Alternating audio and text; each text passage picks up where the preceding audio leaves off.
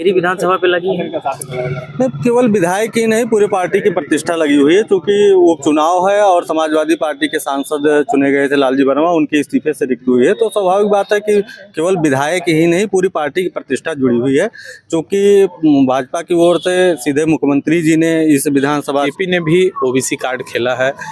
अब वहाँ मूलभूत सुविधाएं लेके सत्ता पक्ष जो है वो जाएगा जनता के सामने। धर्मराज निषाद जिसके उम्मीदवार हैं, चुनाव लड़ रहे हैं, वहीं समाजवादी पार्टी घेरेगी विकास के मुद्दों को लेके।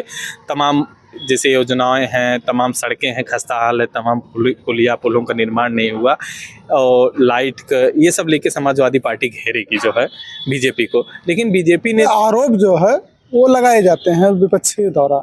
ये कोई बहुत बड़ी बात नहीं है कि प्रधानों पर दबाव बनाया, कोटेदारों पर दबाव। ये पूर्व में भी जब भी उपचुनाव हुए हैं तो जो विपक्ष के लोग होते हैं वो आरोप लगाते हैं सत्ता पक्ष के जो पार्टी होती है कि वो प्रशासन पर दबाव बनवाया जा रहा है, प्रशासन से दबाव बनाया जा रहा है। तो ऐसा कुछ, हालांकि लालजी वर्मा जी ने लगाया आरोप, बसपा के प्रदेश अध्यक्ष ने भी लगाया, लेकिन सबसे बड़ी बात है कि ऐसा कोई मामला अब तक सामने ला नहीं पाए हैं। अच्छी खासी संख्या है एससी वोटों की। अगर वर्मा वोटों का, कुर्मी वोटों का ध्रुवीकरण करते हैं तो मुकाबला भी त्रिकोणी हो सकता है। और अगर सजाती वोटों में सेध नहीं लगा पाए तो लालजी वर्मा और बीजेपी में दोनों में जबरदस्त मुकाबला देखने को मिलेगा। प्रदेश की 9 विधानसभाओं पे सीटों पे उपचुनाव होना है। सभी राजनीतिक पार्टियां अपने प्रत्याशी मैदान में उतार दिए हैं। अंबेडकर नगर में भाजपा प्रत्याशी के लिए नामांकन के एक दिन पहले बीजेपी ने अपनी लिस्ट जारी की। ऐसे में हमारे साथ वरिष्ठ पत्रकारों का एक पैनल है। आज हम इन लोगों से बात करते हैं कि आखिर कटेहरी में ये क्या माहौल देख रहे हैं चुनाव का। कटेहरी विधानसभा में उपचुनाव होना है, जहां बीजेपी सपा ने पहले ही पूर्व सपा सांसद जो थे लालजी वर्मा जीते हैं, कटेहरी से पूर्व विधायक भी रहे हैं वर्तमान। और उनके बाद वो रिक्त सीट जो खाली हुई, उन्हीं की पत्नी को सपा ने अपना कैंडिडेट बनाया, शोभावती वर्मा को। और अमित वर्मा जो बीएसपी से कैंडिडेट घोषित हुए थे, बीजेपी बहुत प्रतीक्षा इंतजार के बाद आज उसकी भी सीट क्लियर हो गई है। पूर्व मंत्री और 3 बार कटेहरी से विधायक रहे धर्मराज निषाद को अपना प्रत्याशी घोषित किया है, जिसमें लड़ाई अब देखिए तीनों पीडीए से ही आते हैं। वहां पर देखा जाए सवर्णों का भी वोट ठीक अच्छा खासा है। और तीनों प्रत्याशी पीडीएस होने पर बीजेपी प्रत्याशी कैंडिडेट जो मजबूत तो हुआ है। यदि ब्राह्मण और क्षत्रियों को वोटों में बिखराव न हुआ तब जाके वहाँ मजबूत है। उधर अमित वर्मा भी हैं, बीएसपी से आते हैं, अच्छी खासी संख्या है एससी वोटों की। अगर वर्मा वोटों का, कुर्मी वोटों का ध्रुवीकरण करते हैं तो मुकाबला भी त्रिकोणी हो सकता है। और अगर सजाती वोटों में सेध नहीं लगा पाए तो लालजी वर्मा और बीजेपी में दोनों में जबरदस्त मुकाबला देखने को मिलेगा। सपा के 5 विधायक हैं, पांचों की प्रतिष्ठा क्या कटेहरी विधानसभा पे लगी है? नहीं, केवल विधायक ही नहीं, पूरी पार्टी की प्रतिष्ठा लगी हुई है, क्योंकि उपचुनाव है और समाजवादी पार्टी के सांसद चुने गए थे लालजी वर्मा, उनके इस्तीफे से रिक्त हुई है। तो स्वाभाविक बात है कि केवल विधायक ही नहीं, पूरी पार्टी की प्रतिष्ठा जुड़ी हुई है, क्योंकि भाजपा की ओर से सीधे मुख्यमंत्री जी ने इस विधानसभा क्षेत्र को अपने प्रभार में लिया है। तो स्वाभाविक बात है कि समाजवादी पार्टी भी चाहेगी कि हमारी सीट बरकरार रहे। अब चूंकि ये पिछले कुछ चुनावों से, चाहे विधानसभा चुनाव ले लीजिए, चाहे फिर ये लोकसभा चुनाव ले लीजिए, तो समाजवादी पार्टी ने इसको अपना मजबूत गढ़ बना लिया है। ऐसे में अब सबसे बड़ी चुनौती भाजपा के सामने है अपनी ज़मीन तलाशने की, अपनी ज़मीन बनाने की। कि हम तो जो कटेहरी का सिनेरियो था उसमें समर उम्मीदवारों को दरकिनार कर उन्होंने जो है ओबीसी कार्ड उन्होंने भी खेला है। तो कुल मिला के तीनों दल के जो प्रमुख दल हैं उनके तीनों प्रत्याशी जो है वो ओबीसी कैटेगरी के हैं। धर्मराज निषाद वहाँ से 3 बार विधायक रहे हैं। इसके बावजूद वो बगल की सीट गोसाईगंज से चुनाव एक बार लड़े थे, हार गए हैं। और अभी पिछला चुनाव उन्होंने जो है अकबरपुर विधानसभा क्षेत्र से लड़ा, तो वो भी चुनाव हार चुके हैं। तो जाहिर सी बात है कि और जो सक्रिय राजनेताओं की बात है तो राजनीति में जो सक्रियता रहती है उसमें भी बहुत पीछे रहे हैं। लेकिन एक बेचारगी है लोगों में, लोग चाहते थे कि धर्मराज निषाद को वोट मिले, वो टिकट मिलेगा तो सारे वर्ग का वोट उनको मिल जाएगा।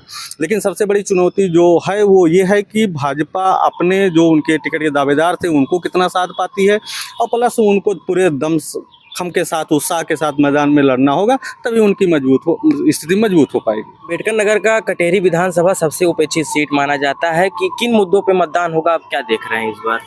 कटेहरी में मतदान जो है होना है 13 नवंबर को। बीजेपी ने भी ओबीसी कार्ड खेला है। अब वहाँ मूलभूत सुविधाएं लेके सत्ता पक्ष जो है वो जाएगा जनता के सामने। धर्मलाल निषाद जिसके उम्मीदवार हैं, चुनाव लड़ रहे हैं। वहीं समाजवादी पार्टी घेरेगी विकास के मुद्दों को लेके। तमाम जैसे योजनाएं हैं, तमाम सड़कें हैं, खस्ता हाल है, तमाम पुलिया पुलों का निर्माण नहीं हुआ और लाइट का, ये सब लेके समाजवादी पार्टी घेरेगी जो है बीजेपी को। लेकिन बीजेपी ने जो ओबीसी कार्ड खेला है उसमें कहीं न कहीं लड़ाई कटेरी की रोचक बन गई है। अब कटेरी में अगर जो बीजेपी के कोर वोटर माने जाते हैं, अगर वो साथ रहे और अंतर कलह नहीं हुई तो निश्चित तौर पर बीजेपी वहाँ मजबूत स्थिति में रहेगी। लालजी वर्मा प्रशासन के ऊपर आरोप लगाते हैं कि ग्राम प्रधान, सेक्रेटरी सबके ऊपर दबाव बनाए जा रहे हैं कि मतदान करने के लिए बीजेपी फेवर में। क्या दिख रहा है आपको ये? देखिए, ये चीज़ें जो है जब भी उपचुनाव होते हैं, कोई भी उपचुनाव हो, ऐसे आरोप जो है वो लगाए जाते हैं विपक्षी द्वारा। ये कोई बहुत बड़ी बात नहीं है कि प्रधानों पर दबाव बनाया, कुटेदारों पर दबाव। ये पूर्व में भी जब भी उपचुनाव हुए हैं तो जो विपक्ष के लोग होते हैं वो आरोप लगाते हैं सत्ता पक्ष के जो पार्टी होती है कि वो प्रशासन पर दबाव बनवाया जा रहा है, प्रशासन से दबाव बनवाया जा रहा है।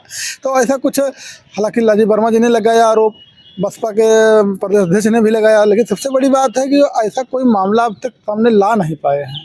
पर आरोप तो लगा रहे हैं, लेकिन कोई आदमी आके खड़ा नहीं हुआ कि हाँ हमारे ऊपर दबाव बनाया गया या जो भी हो। तो ऐसी चीज़ें होती रहती राजनीति में। वोटों को साधने के लिए ऐसी चीज़ें लाई जाती हैं कि जनता में एक संदेश देने का प्रयास किया जाता है कि देखिए हमको दबाया जा रहा है और प्रशासन इसमें लगा हुआ है। और हालांकि सत्ता पक्ष का चुनाव माना भी जाता है, उपचुनाव जो आप मानेंगे तो सत्ता पक्ष का माना जाता है। थोड़ा बहुत दबाव तो रहता ही है, ऐसा भी नहीं है कि नहीं रहता है। प्रशासन का दबाव कहीं ना कहीं थोड़ा बहुत रहता है। आज सुबह तक धर्मराज निषाद जी के साथ एक गाड़ी का काफिला था। आज जो है देखा जा रहा है कि सैकड़ों गाड़ियां उनके आगे पीछे चल रही हैं। क्या कुछ आप देख रहे हैं? देखिए, ऐसा है कि जब तक प्रत्याशी घोषित हुए तो उस समय थोड़ा सा तब तक लोग नहीं जुड़े थे। अब जैसे जैसे आएगा पार्टी में, चाहे मन से या बिना मन के, लेकिन आना तो पड़ेगा ही प्रत्याशी के साथ, जो भी हों, चाहे मन से हो चाहे बिना मन के हों, तो वो तो आएंगे ही धीरे धीरे, क्योंकि उनको दिखाना है पार्टी में कि पार्टी की प्रत्याशी है, तो वही हिसाब से खड़ा होना होगा। ये है कि सुबह जब घोषणा हुई उसके बाद वो जो वहाँ पहुँचे, कार्यालय पहुँचे, उस समय तक जो है उनके साथ कोई नहीं था। पार्टी का कोई भी पदाधिकारी या कार्यकर्ता उस समय वहाँ नहीं दिखा, जो एक दिखना चाहिए था। ऐसी चीज़ें तो होती ही रहती हैं। कटेरी विधानसभा आप कैसे देख रहे हैं? देखने का मतलब ये है, भाजपा ने आज अपना प्रत्याशी धर्मराज निषाद को बनाया है। वहीं लगातार रनर प्रत्याशी रहे अवधेश द्विवेदी, अजीत प्रताप सिंह, ये सब काफ़ी दिन से मेहनत कर रहे हैं क्षेत्र में। उसके बाद भाजपा के आज हमने जैसा कि देखा, धर्मराज निषाद जो नामांकन पत्र खरीदने गए थे वो खुद गए थे अकेले पर्चा खरीदने, और पर्चा खुद अकेले भर रहे थे। इससे लगता है पार्टी में विरोध है टिकट ना मिलने से, और ऐसे में सवर्ण वोट जो है इधर उधर जा सकता है। ये थे हमारे साथ जिले के वरिष्ठ पत्रकारों का पैनल था, और आगे 13 नवंबर को पता चलेगा कि आखिर किन मुद्दों पे जनता मतदान करती है।